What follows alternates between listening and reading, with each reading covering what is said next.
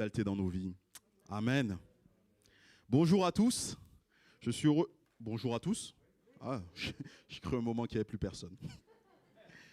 Je suis heureux d'être avec vous, heureux de ces moments que nous allons passer, heureux que ce que le Seigneur a déjà permis, que nous soyons rassemblés, que nous puissions ensemble élever la voix devant lui, et de ce qui permet encore que nous soyons là devant lui et que nous ouvrions sa parole, cette parole qui est si riche, qui est si belle, si profonde. Et nous voulons continuer à étudier ce passage que nous avons, enfin ce livre, puisque nous sommes rendus à lire les livres, l'épître de Paul aux Éphésiens. Nous allons continuer, nous en sommes rendus maintenant au chapitre 4, et nous allons lire à partir du verset 1er jusqu'au verset 16. Et le thème de la prédication de ce matin, c'est l'Église selon Dieu. L'église que Dieu attend, l'église que Dieu veut. Il y a quelque chose qui peut se produire assez communément dans le monde, en fait. C'est que lorsqu'on s'approprie quelque chose, lorsqu'on se sent bien dans quelque chose, on va y mettre ce que nous, on veut. Et j'ai presque envie de dire, c'est normal. On se sent bien, on aime, on fait selon ce qu'on aimerait. Mais quand il s'agit de l'église, c'est bien de se sentir à l'aise. C'est bien d'être cette famille, c'est bien qu'on se le dise. Mais plus que ce dont on aimerait ou ce que nous, on veut, ce qui est important, c'est ce que Dieu attend de l'Église. Et ce matin, on va lire ce que le Seigneur, lui, attend de l'Église, parce que je crois qu'au travers de ce passage, il nous révèle certaines choses que nous allons considérer. Je lis à partir du verset 1er, Paul parle toujours et dit « Je vous exhorte donc, moi, le prisonnier dans le Seigneur, à marcher d'une manière digne de la vocation qui vous a été adressée, en toute humilité et douceur, avec patience, vous supportant les uns les autres, avec charité, vous efforçant, de conserver l'unité de l'esprit par le lien de la paix. Il y a un seul corps et un seul esprit, comme aussi vous avez été appelés à une seule espérance par votre vocation. Il y a un seul Seigneur, une seule foi, un seul baptême, un seul Dieu et Père de tous, qui est au-dessus de tous et parmi tous et en tous. Mais à chacun de nous, la grâce a été donnée selon la mesure du don de Christ. C'est pourquoi il a dit, étant monté en haut, il a amené des captifs et il a fait des dons aux hommes. Or, que signifie « il est monté » sinon qu'il est aussi descendu dans les régions inférieures de la terre?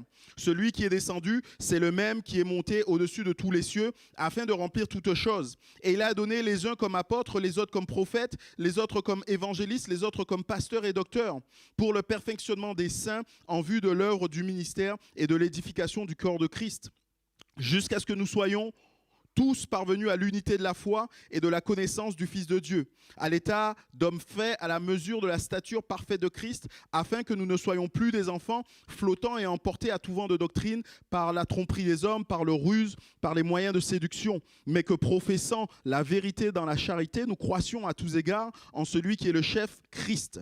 C'est de lui, et grâce à tous les liens de son assistance, que tout le corps, bien coordonné et formant un solide assemblage, tire son accroissement selon la force qui convient à chacune de ses parties et s'édifie lui-même dans la charité. Et on dit Amen à la parole de Dieu. Jusqu'à maintenant, dans cet épître, on a déjà beaucoup parlé de l'Église.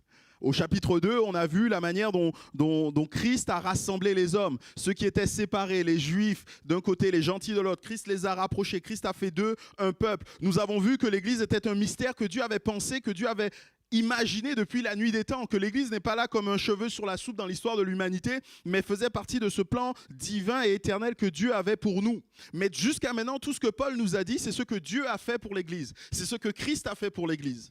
Et maintenant, j'ai l'impression que nous arrivons à ce moment où Paul veut nous dire, maintenant que vous êtes dans l'Église, voilà ce que vous devez faire. Voilà comment vous devez marcher. Et il commence en nous disant, je vous exhorte donc, moi, le prisonnier dans le Seigneur, à marcher d'une manière digne de la vocation qui vous est adressée. Je vous exhorte à marcher d'une manière digne de la vocation qui vous est adressée. La première des choses que je pense que nous devons comprendre ici, c'est que l'Église, c'est plus que simplement un corpus de croyances. L'Église, ce n'est pas simplement « je crois ceci, je crois ceci, je crois ceci ». L'Église, c'est une manière de vivre. L'Église, c'est d'abord, et on doit être manifesté et caractérisé par nos actes, par notre manière de vivre. Jésus le dira à cet homme riche qui est venu le voir et qui lui a dit « Mais que dois-je faire pour hériter de la vie éternelle ?» Jésus lui a dit « Mais qui lis-tu dans la loi ?» Donc Jésus le renvoie à ses connaissances. Alors, il va dire les choses et Jésus lui dit « Ben voilà, c'est ce que tu dois faire. Vends tous tes biens et suis-moi. » Et Jésus le ramène à lui dire « Il faut que tu fasses ce que tu sais, ce que tu as entendu. Il ne s'agit pas simplement d'avoir des croyances. » De même avec ce pharisien qui viendra et qui dira au Seigneur « Mais qui est mon prochain ?» Jésus va lui expliquer qui est ton prochain. Mais après, Jésus finira en disant, toi, fais de même. Il y a toujours cette marque d'action que nous devons porter. Il y a toujours ces choses que nous devons faire. Et c'est la raison pour laquelle Jacques dira que la foi sans les œuvres est morte. Tu dis que tu as la foi? Alors montre-moi ta foi par tes œuvres. Croire et ne pas agir, c'est quelque part comme une folie. Vous imaginez, je crois à la gravité. Je crois que lorsqu'on lance un objet, un corps, à cause de la gravité terrestre, il va redescendre. Parce que je le sais, je ne vais pas m'amuser à sauter depuis le sommet de la Dandoche, parce que je sais qu'il va falloir redescendre. Et quelque part, tous ceux qui pourraient dire « mais moi je crois, mais je ne fais pas », seraient comme des fous qui seraient prêts à sauter du sommet de la Dandoche. Je crois à la gravité, mais ma foi, ce n'est pas très grave, ce n'est pas très important. Je peux y aller. Les croyances sont importantes, mais elles ne sont importantes que dans le cas où elles produisent un effet dans nos cœurs. Si on croit pour croire, cela n'a aucun intérêt. Si vous dites croire en Dieu et que vous ne vivez pas selon ce que Dieu nous dit de faire, vous ne croyez pas en Dieu. Vous êtes comme quelqu'un qui sauterait du sommet de la Dandoche. Si vous dites que vous êtes chrétien, que Jésus-Christ est mort pour vous sur la croix, que Christ a donné sa vie pour créer l'Église et que vous choisissez de rester en dehors de l'Église, c'est que vous n'avez pas compris ce que Jésus-Christ a fait et vous ne comprenez pas qui est Dieu. Nous avons besoin de plus que simplement des mots, nous avons besoin que plus que simplement des croyances, nous avons besoin d'actes. Et ici, nous allons passer aux actes avec Paul. Jusqu'à maintenant, il nous a parlé de beaucoup de théories. Et là, il va nous parler d'actes concrets. D'ailleurs, les épîtres de Paul sont en général organisées comme ça. Il y a une partie théorique qui précède juste une partie pratique. Et maintenant, nous sommes dans la partie pratique. Et la première des choses, le premier point pratique pour les croyants dans l'Église, c'est de vivre dans l'unité. S'efforçant de conserver l'unité de l'esprit par le lien de la paix. Quoi de plus normal que de vivre dans l'unité pour nous? Nous qui avons été réconciliés avec Dieu, nous qui avons été réconciliés les uns avec les autres. Quoi de plus normal, on devrait se dire. Mais on doit quand même poser un constat. Lorsqu'on regarde à l'humanité, lorsqu'on regarde aux hommes, lorsqu'ils sont livrés à lui-même, lorsque nous sommes livrés à nous-mêmes, nous ne faisons qu'élever des murs. Nous ne faisons que nous séparer les uns les autres. Nous ne faisons que nous tenir loin les uns des autres. Le monde cherche l'unité, le monde cherche la paix, la tranquillité. Des traités sont signés, des lois sont signées. Mais on se rend compte qu'ils sont tout aussi bafoués, qu'ils sont rompus, qu'ils ne sont pas respectés. Tant que l'homme reste au centre, tant que l'homme reste celui qui conduit, qui maîtrise, tant que le moi est mis en avant, on ne pourra pas autre chose que de se préoccuper de ses propres sentiments. C'est la raison pour laquelle Jésus va prier pour l'unité de ses disciples. C'est l'une des choses pour lesquelles Jésus a prié. Et quand il a prié pour ses disciples, ces 12 qui étaient rassemblés autour de lui, il pensait aussi à chacun d'entre nous. Vous le trouvez ça dans l'évangile de Jean, au chapitre 17, cette prière que Jésus fait, non seulement pour nous, pour eux les disciples, mais pour nous. Jésus dira, « Je leur ai donné la parole que tu m'as donnée, afin qu'ils soient un, comme nous sommes un.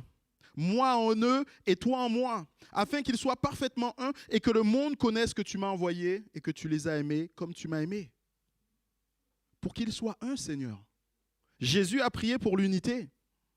Cette unité, cette paix, le monde va la chercher, mais le monde ne va pas la trouver.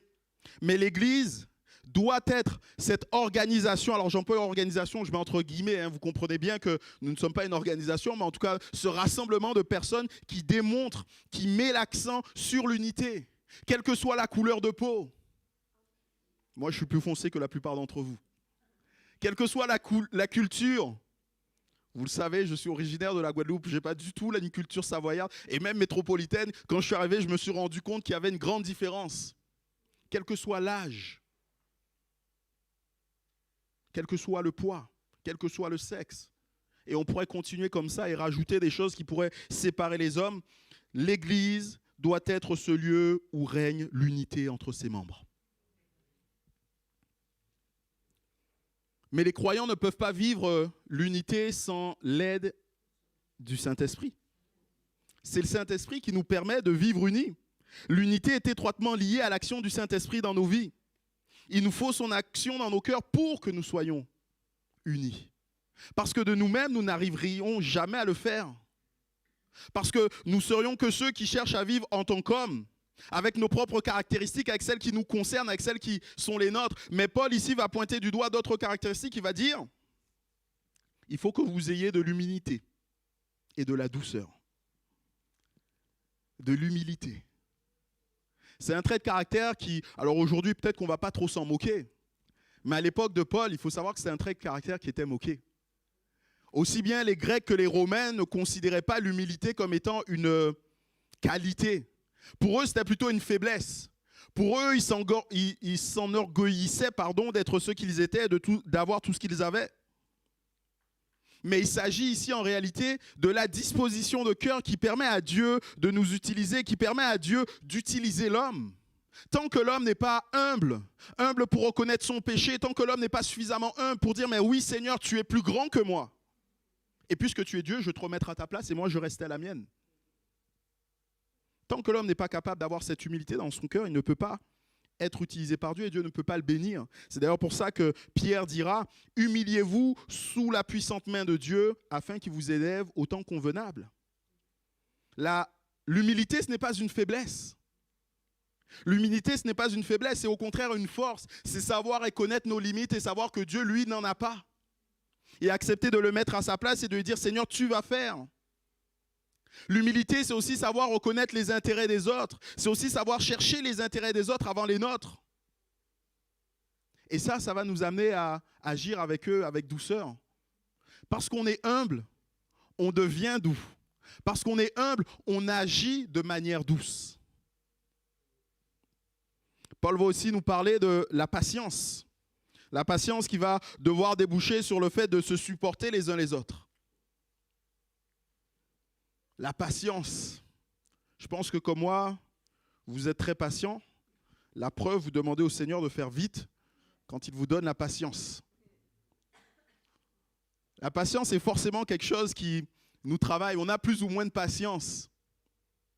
Et nous ne serons jamais arrivés à avoir assez de patience. Et à chaque fois qu'on pense en avoir assez, on se rend compte qu'on a encore besoin un peu de patience. Mais la patience est aussi cette caractéristique qui nous permet de supporter les autres. Alors on peut prendre supporter les autres dans deux cas de figure. Seigneur, tu vois ce frère, cette sœur, j'ai du mal. Aide-moi à la supporter. Et là, supporter, ça devient comme un fardeau qu'il y a sur nos épaules. Et là, on est courbé. Dès qu'on voit cette personne, dès qu'on l'entend, dès qu'elle nous accompagne, dès qu'elle nous dit quelque chose, on est courbé parce que l'on doit la supporter. On supporte tout le poids de cette personne, ou en tout cas, tout ce qu'on a l'impression qu'elle fait peser sur nous. Ou alors, il y a notre manière de voir supporter. Et vous le savez, j'aime beaucoup le sport. C'est être supporter. Un supporter, c'est quelqu'un qui est là, qui ne joue pas, qui est dans les tribunes, mais qui se donne à fond comme s'il était sur le terrain. Des fois, ça en est même risible. Ma femme, lorsque je regardais les matchs de foot à la maison, elle me dit « Mais t'es pas sur le terrain, calme-toi. Tu vas pas marquer, ils vont pas marquer, enfin, ça sert à rien. » Mais le supporter est là pour encourager l'autre. Supportez-vous les uns les autres, c'est aussi ça. Et je pense plutôt que c'est ça. C'est pas aussi ça, c'est pas la première chose. La première chose, malheureusement, on le fait souvent, mais je ne pense pas que ça soit dans l'idée de ce que Dieu veut pour nous. Il veut que nous ayons de la patience au point d'encourager les autres dans tout ce qu'ils peuvent faire. Au point d'encourager les autres dans tout ce qu'ils peuvent connaître. D'être là un soutien en tout temps lorsqu'ils gagnent et lorsqu'ils perdent. Parce que vous savez, souvent, c'est ça le problème avec les supporters. Quand ils perdent, là, ça ne va plus. Quand ils gagnent, c'est on a gagné. Et quand ils perdent, c'est ils ont perdu. Mais ce n'est pas ça. C'est être en tout temps avec eux. Et quelque part, je pense que Jésus, non, je ne pense pas, Jésus est notre modèle suprême et Jésus nous a donné cette image pour que nous puissions le comprendre. Il est celui qui a fait l'unité entre nous et Dieu. Et il a fait comment? En s'humiliant lui-même. C'est la parole qui nous le dit. De Dieu qu'il était, il a accepté de descendre, de se faire homme, de devenir un homme, de perdre certains attributs, en tout cas de les mettre en sommeil. Lui qui n'avait besoin de rien, lui qui a créé toute chose. La Bible nous dit que c'est par la parole, donc par Dieu le Fils, que toute chose a été créée. Et lui, le créateur de tout, il accepte de se faire création ou créature. Lui, le créateur de tout, il accepte de dépendre de sa création. Il s'est humilié. Et il a usé de patience envers nous. Parce qu'il s'est humilié, mais il est resté 33 ans dans cette condition. Et 33 ans avec les disciples qui des fois lui posaient des questions et ils se disaient, mais Seigneur, quand est-ce qu'ils se comprendront? Jusque à quand serai-je avec vous? Il a fait preuve de patience, notre Seigneur. Il s'est abaissé pendant 33 ans et Paul nous dit dans Philippiens 2,5, ayez en vous les sentiments qui étaient en Jésus. Il s'est humilié lui-même, se rendant obéissant jusqu'à la mort, même jusqu'à la mort de la croix. On se rend compte que nous pouvons, nous aussi, vivre l'unité. Lorsque nous acceptons d'être à l'image de Jésus-Christ, lorsque nous avons en nous ces sentiments qui étaient ceux de Jésus-Christ. Mais nous devons bien noter que ce que Paul nous dit, c'est que nous ne devons pas créer l'unité, mais que nous devons être, ou plutôt conserver l'unité. Conserver le lien de l'unité qui a déjà été donné. Nous n'avons pas et nous ne pourrons jamais le créer, mais nous devons le conserver. Nous sommes comme dans une famille. D'ailleurs, Dieu a fait de nous, Christ a fait de nous ses héritiers. Nous sommes co-héritiers de Christ. Et donc, dans une famille, les liens familiaux ne garantissent pas l'unité. Il nous faut les conserver. Il faut les entretenir. Et il en est de même pour nous. Nous devons le faire. Nous devons être de ceux qui restent dans cette unité. Et Paul nous rappelle que la vraie unité, au verset 4 et versets 4, 5 et 6, il nous rappelle que la vraie unité ne se trouve qu'en Dieu lui-même. Dieu qui est Dieu le Père, Dieu le Fils, Dieu le Saint-Esprit. Et pourtant, il est un. Vous connaissez ce passage de Deutéronome qui dit « Écoute Israël, le schéma Israël, écoute Israël, l'Éternel ton Dieu est un. » Notre Dieu est un, notre Dieu ne change pas. Notre Dieu est celui qui vit dans l'unité. Et nous sommes appelés, nous, le corps de Christ, à vivre dans l'unité parce que lui est unité. Nous avons quelque part comme là sa caractéristique qui dépeint, qui doit arriver, découler dans nos vies. Nous devons vivre l'unité. Mais bien aimés, nous ne pouvons pas vivre l'unité s'il n'y a pas d'implication.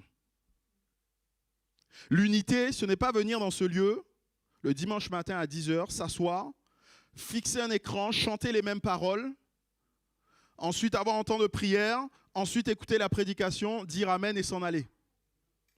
L'unité va demander de l'implication. Pour être et pour vivre l'unité, il faut soit être dans une situation où vous devez faire comme Jésus, c'est-à-dire user de patience vis-à-vis de certains, supporter certains. Mais pour ça, ça vous demande de vous impliquer, d'aller vers l'autre, de vous ouvrir à l'autre, de chercher à le connaître. Soit vous devez être dans une situation où vous devez faire passer les autres avant vous. Là encore, comme Jésus a pu le faire. Mais il nous faut forcément nous impliquer. Et la vraie unité ne pourra se manifester que lorsque nous serons dans ces moments où nous allons donner libre cours à ce que Dieu a prévu en nous, parce que le Saint-Esprit va travailler nos cœurs en étant au contact des autres pour nous apprendre la patience, pour nous apprendre l'amour, pour nous apprendre la bonté et toutes ces choses. Si nous ne sommes pas et si nous refusons l'implication, nous ne pourrons pas vivre l'unité comme Christ l'a voulu. L'unité est cette première caractéristique que Paul nous pointe du doigt. La deuxième caractéristique, c'est la diversité. Deuxième point pratique que doit caractériser l'Église, c'est la diversité. Pour obtenir l'unité, l'homme a été capable de faire des choses horribles. On a été capable d'exclure, de même faire mourir certains qu'on considérait comme n'étant pas ce qu'on voulait. Mais quand Dieu, lui, parle d'unité, il ne nous parle pas d'uniformité. Nous restons tous différents. Et d'ailleurs, le verset 7 commence par ce mot « mais », comme pour venir en opposition de tout ce qui a été dit avant. Il y a eu unité, mais il y a un équilibre entre le tous et le chacun. Dieu veut un équilibre entre le tous et le chacun. L'unité ne fait pas de nous des copies conformes, interchangeables. Nous restons tous différents les uns des autres. Et nous serons toujours tous différents les uns des autres. Mais Dieu, lui, pense à chacun d'entre nous. Et même quand il pense à la masse, il pense à l'individu. Voyez ce verset. « Car Dieu a tant aimé le monde, la masse, qu'il a donné son Fils afin que quiconque, l'individu, croit ne périsse point, mais qu'il ait la vie éternelle. » Jésus, Dieu, lorsqu'il réfléchit, il ne nous voit pas noyés dans une masse. Ça peut être quelque chose d'assez déroutant d'être noyé dans une masse. Je ne sais pas si ça vous est arrivé, moi ça m'est arrivé, je viens de la Guadeloupe. Et en Guadeloupe, là où j'étais, je vivais dans une petite commune où quasiment tout le monde se connaissait, où avant même que je rentre à la maison, mes parents savaient ce que j'avais fait parce que quelqu'un m'avait vu et avait appelé mes parents. Ça ne manquait pas. Et je suis arrivé ici en métropole et notamment à Bordeaux pour faire mes études. Et il y a eu un moment où je me suis dit, mais ici, je suis inconnu. Je suis un anonyme. Personne ne me connaît. Je n'étais qu'un visage dans la foule. Je n'étais qu'une personne parmi tant d'autres. Et on peut avoir des fois ce sentiment ou se dire, mais on est dépassé. Mais avec Dieu, ce n'est jamais le cas. On n'est pas un numéro. Dieu nous connaît par notre nom, il nous appelle. Et surtout, Dieu nous a donné à chacun un don. À chacun de nous, la grâce a été donnée selon la mesure du don de Christ. Je ne sais pas si vous aimez les cadeaux. Aimez-vous les cadeaux? Eh bien, la Bible nous dit que nous avons chacun reçu un don de Dieu. Chacun, autant que nous sommes, nous avons reçu un don de Dieu. Jésus nous a donné un don. Il nous en a donné parce qu'il a l'autorité de le faire. Et dans ce passage que nous avons lu, il y a, à partir du verset 8, il y a cette image tirée du psaume 68 qui nous dit qu'il est monté et qu'il a donné des dons aux hommes. Et là, ça fait référence à ce que David avait fait. David, après une bataille, était retourné à Jérusalem et il revenait avec l'arche de l'Alliance. Et donc, il a ce psaume, il écrit ce psaume, le psaume 68, et il dit qu'il y a des choses qui sont données. Et là, exactement, c'est ce que Paul est en train de nous dire. Paul est en train d'imaginer Jésus comme étant David, ce roi victorieux qui est parti en conquête, qui est descendu sur cette terre, qui est descendu jusque vers nous, jusque vers toi, jusque vers moi, qui est descendu même jusqu'au tombeau, dans la mort, mais qui remonte victorieux. Et parce qu'il remonte victorieux, il est capable aussi de distribuer des dons, il est capable de donner encore des butins. Et c'est ce qu'il fait, il donne aux hommes, il donne. Parce qu'il en a l'autorité. Il donne aussi de manière souveraine. C'est lui qui distribue ses grâces, selon son bon vouloir. C'est lui qui choisit. Personne n'est négligé et chacun reçoit quelque chose. Chacun est important devant Dieu. Dans l'Église, comme Dieu la voit, il nous faut bien être conscient qu'il n'y a pas de super chrétiens. C'est-à-dire de chrétiens qui feraient tout ou qui auraient tout reçu et qui en auraient d'autres à côté qui seraient oubliés. Ça ne marche pas comme ça dans l'Église. Personne n'a tous les dons. Personne n'a tous les dons et chaque croyant a reçu un don. Personne n'est oublié. 1 Pierre 4, verset 10 nous dit « Nous avons tous reçu un don, alors nous devons le mettre en pratique. » Et parce que nous avons tous un don, nous sommes heureux de pouvoir nous mettre ensemble pour travailler ensemble pour l'avancement du règne de Dieu. C'est comme ça que nous devons avancer. Ce n'est pas un qui est devant et les autres qui regardent, mais c'est ensemble que nous devons avancer. Et il le donne par grâce, le Seigneur. Il le donne souverainement, mais il le donne par grâce. Personne ne peut rien exiger de Dieu. Personne ne pourrait dire à Dieu, alors moi, je veux ce don. Alors vous pouvez demander. Mais Dieu n'est jamais obligé de vous obéir. Dieu fait tout par grâce. Tout ce que nous avons comme talent, tout ce que nous avons comme capacité, comme expertise, nous viennent de Dieu.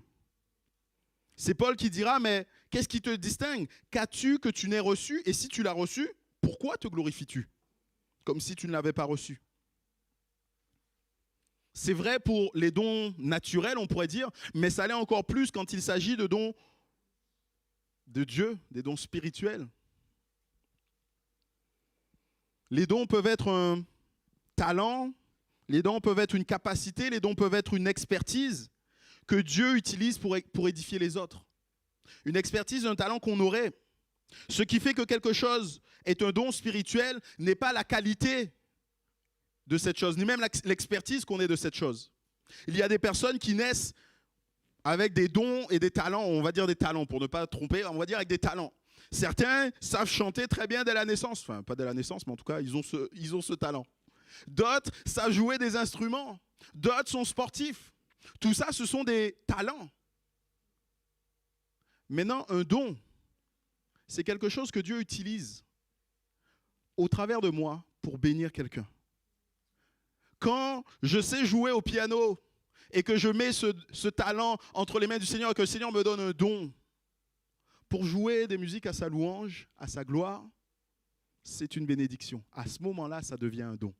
Comprenez la différence que je fais entre don et talent? Les talents, on les reçoit à notre naissance, on les reçoit au cours de notre vie, on peut même des fois en découvrir. les dons que Dieu fait. C'est lui qui nous les donne. Et ils viennent des fois compléter un talent naturel. Des fois aussi, ils n'ont rien à voir avec certains talents qu'on pourrait avoir. Et c'est Dieu qui nous les donne. Et on ne peut les recevoir qu'à partir du moment où on lui a donné notre vie, où on s'est tourné entièrement et complètement vers lui. Et quand on regarde bien, on va se rendre compte qu'il y a plusieurs dons. On pourrait se poser la question, mais quel est mon don? Et je pense que c'est normal de chercher à savoir quel est mon don.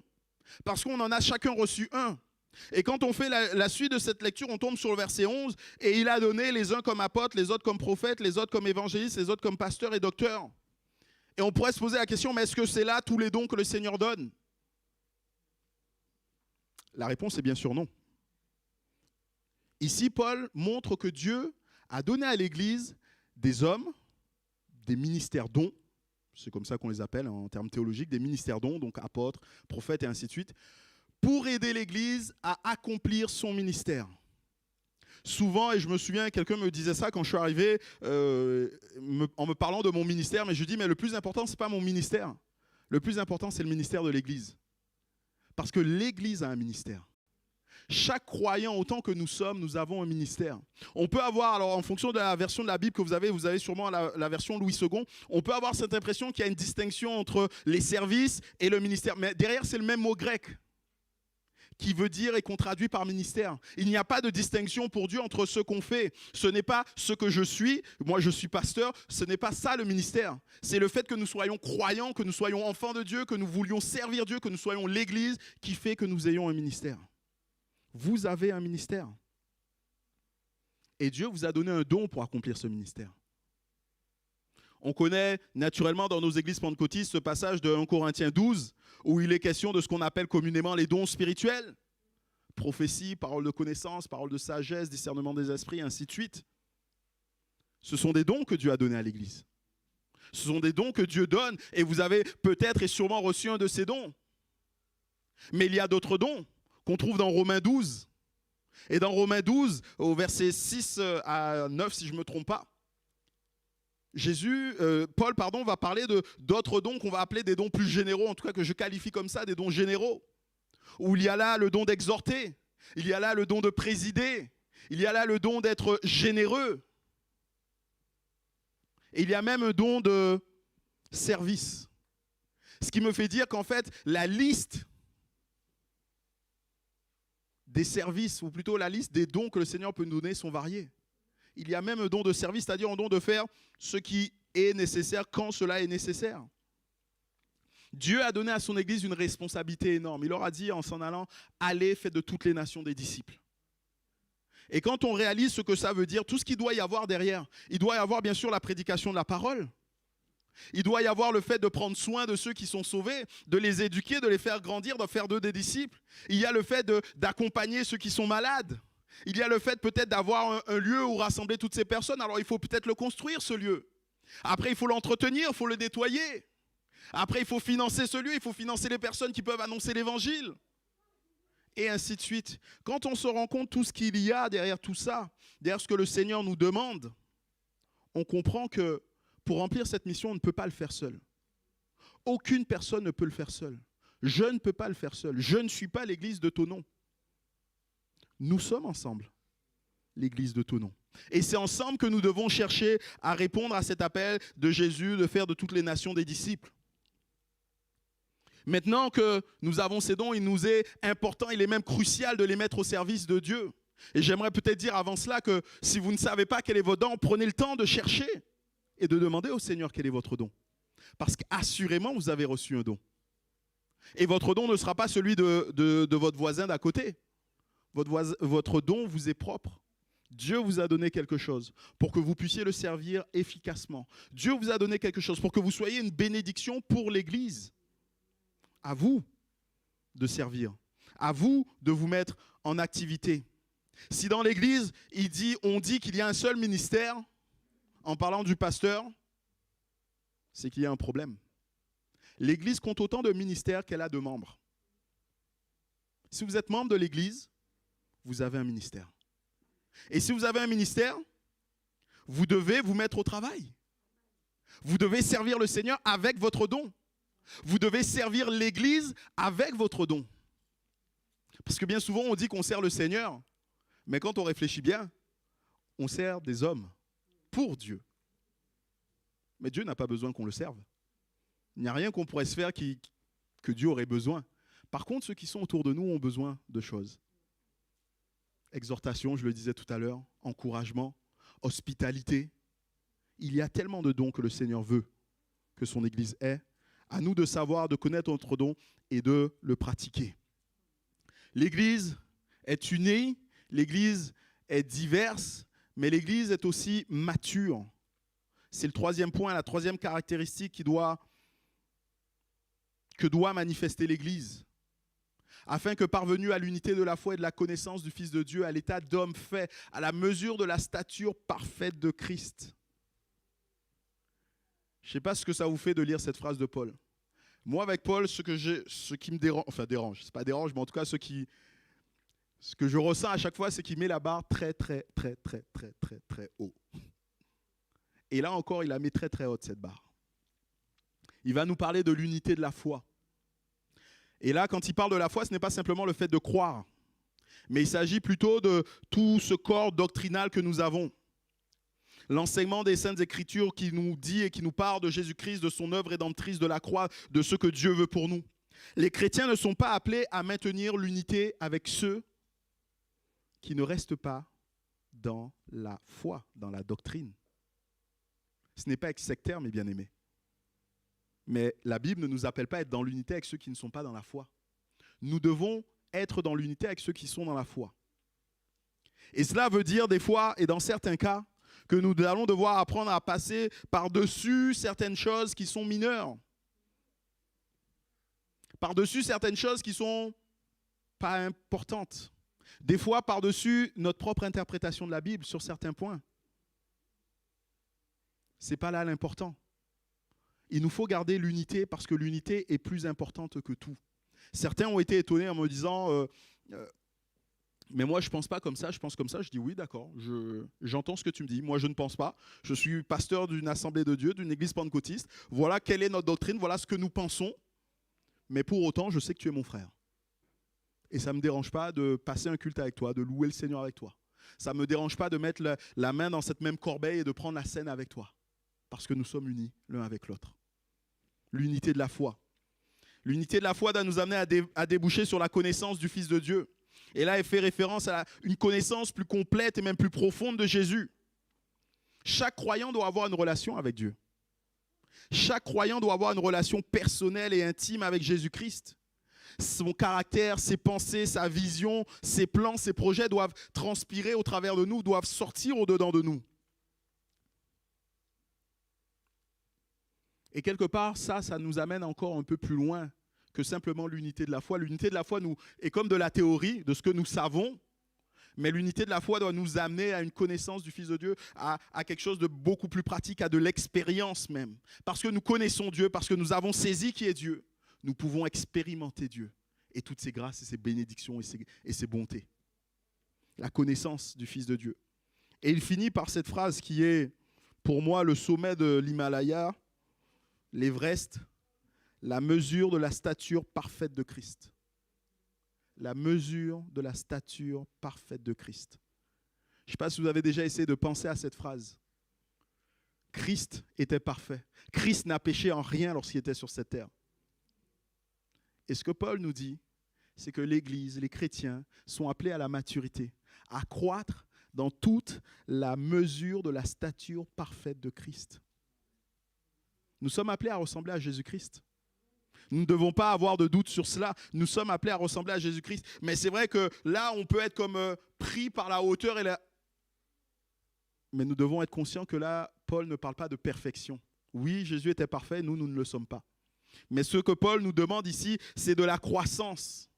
C'est comme des enfants, nous devons tendre vers cette image qui est celle de Christ. Et nous devons nous fixer comme objectif d'y arriver. Et nous savons que nous n'y serons que lorsque nous serons dans la gloire.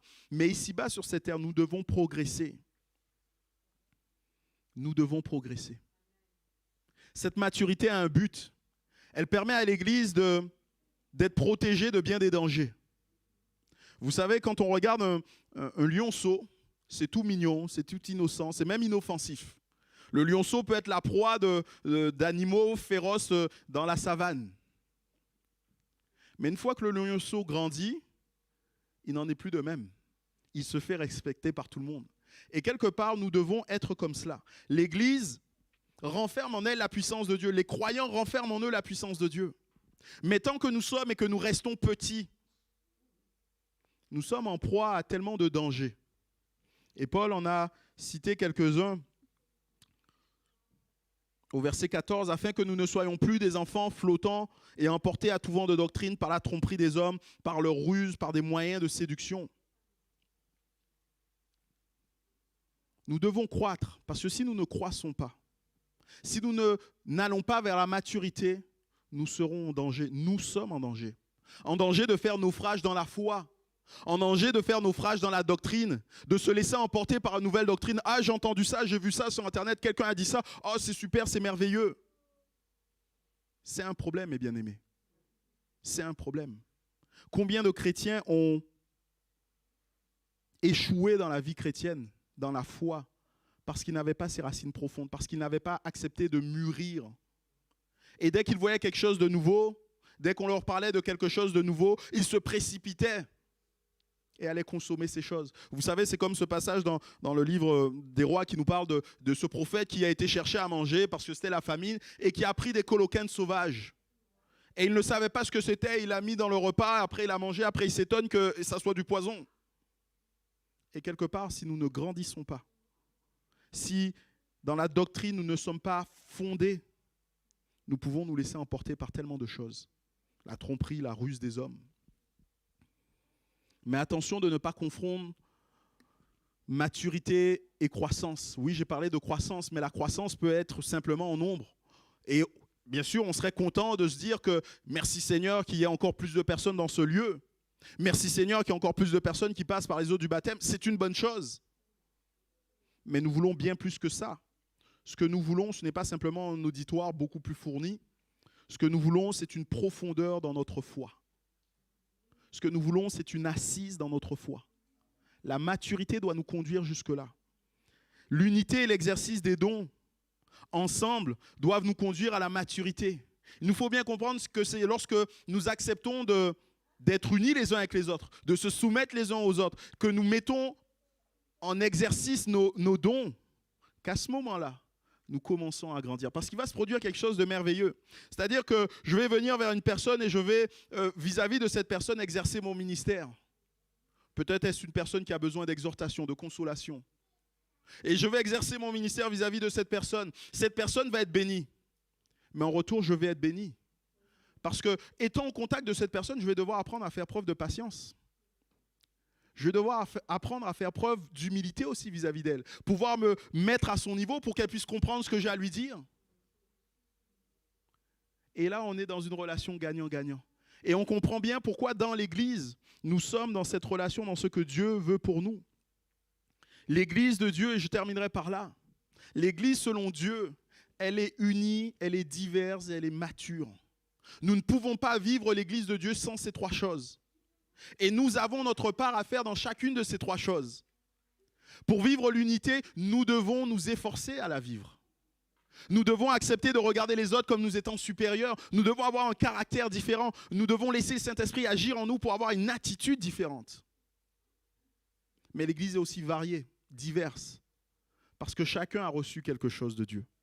Et chacun doit mettre au service de l'Église ce quelque chose, ce don. Quel est ton don ?